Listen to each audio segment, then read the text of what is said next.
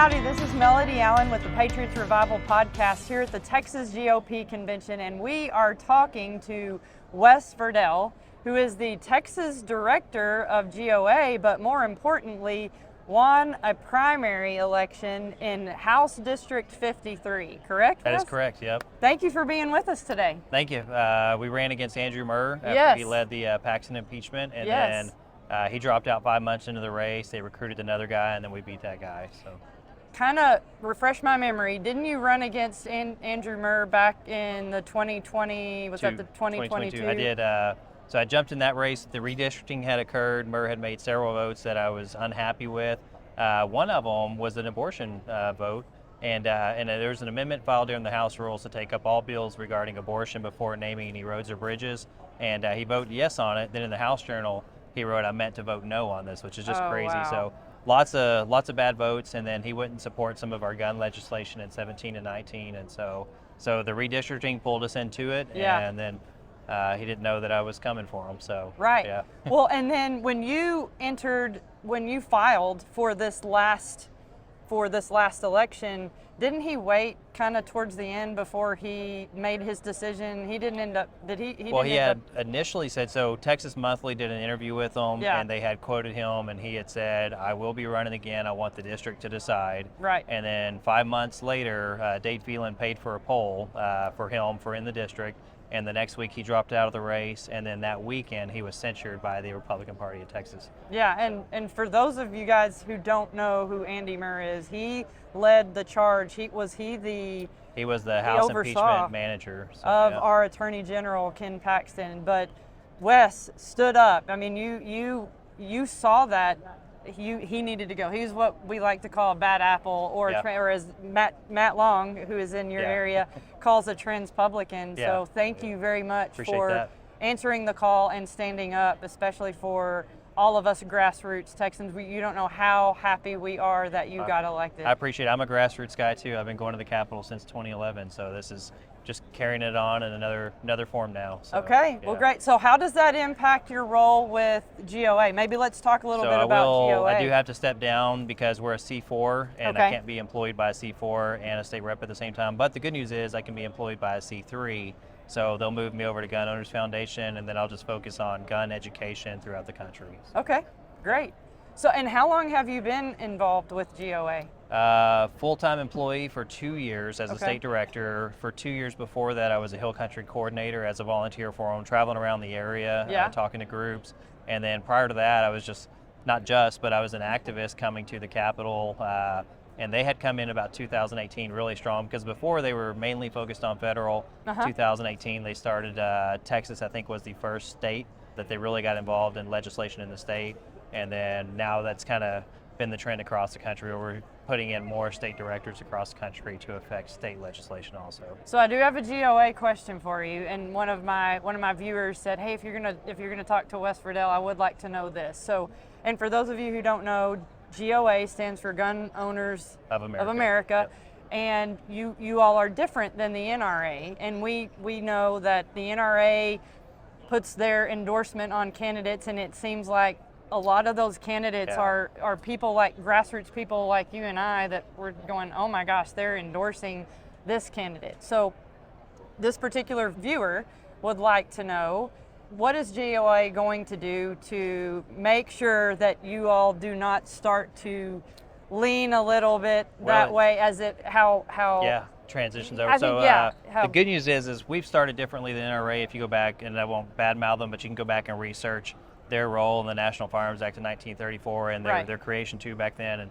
And if you look at ours, our leadership, which is, as a young airman in the Air Force, I didn't understand leadership and the importance of good leaders versus bad leaders. And now, as I get older, I see you got to have really good leadership up there.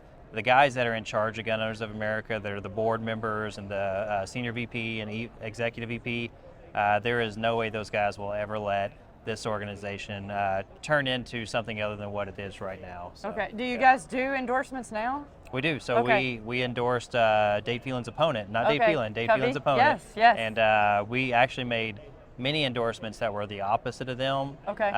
We hope we know they're going through some stuff right now. We hope they get that worked out, and then hopefully we're all on the same path towards restoring gun rights, because we have had them trampled on all across the country right now. Yeah. So.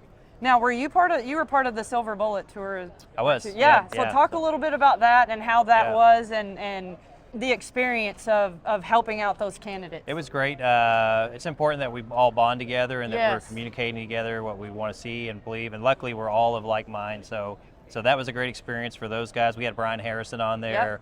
Mitch he's Little. My state rep. So he's great. Mitch Little, Nate Schatzline, Steve Toth, which Mitch is a nominee right now. Yeah. I'm trying to think of who else got on there with us. Clint. Tinderholt. Tinderholt. That's right. Tinderholt was on there. But really good event. We traveled all over Dallas, then we went down to Beaumont, and then to Seguin, and then to Victoria. We have, I think 90% of our endorsements won their race, and most of them were challenging incumbents. Yeah. And then we think that, we hope that all of our endorsements for this runoff are going to win, and it looks like that's going to be the case, but only if people get out and vote. That's right. That's very important. Yeah. So now you're also part of the contract with Texas, I believe? Yes. Yeah. Okay. You want to talk a little bit about contract with Texas? Yeah, it's we basically have ceded power to the Democrats, and they control the House despite us having a Republican majority.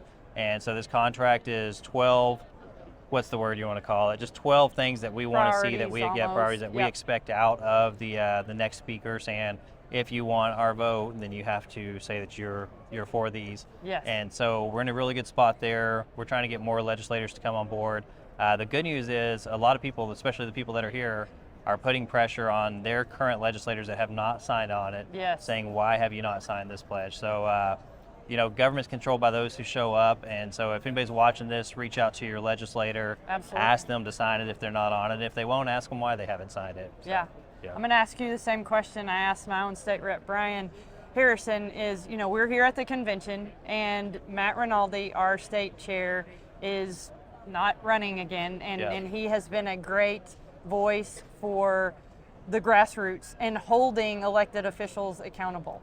And those trans publicans that we have, and hope, I know you're not going to be one of those. So how important is this race to the grassroots, but more importantly to our future legislators, as far as how you all will govern going forward? Something I do like that Rinaldi did is he put a lot of pressure publicly on the legislature, saying, hey, we as the executive of the Republican Party, we expect you to be doing these things. And where they were faulting on it, he would call them out for it. Right. And some of those legislators didn't like that, but that's okay. I think he did what he was supposed to. We hope that the next chair carries the same torch and does the same thing and calls out.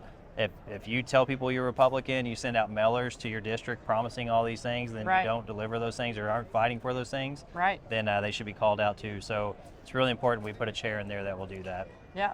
Final question. Why do you think, Wes, it's important for people to get involved and get engaged in politics, especially Texas politics? Government's controlled by those who show up. So if they don't show up, you can't complain about how the government did something you didn't like. So, it's built for the people, and it has to be the people doing it. If you just turn a blind eye and let government run amok, then you will get. It's like leaving kids alone for a whole day and then being surprised whenever they burned your house down. So. Yeah, exactly. Well, thank you so much for coming on the podcast. We really appreciate it. Enjoy the rest of the convention, and we'll do whatever we can to help you get elected against that Democrat in the fall. Thanks a lot. Appreciate it. Thanks for having me on. Thank you, Wes.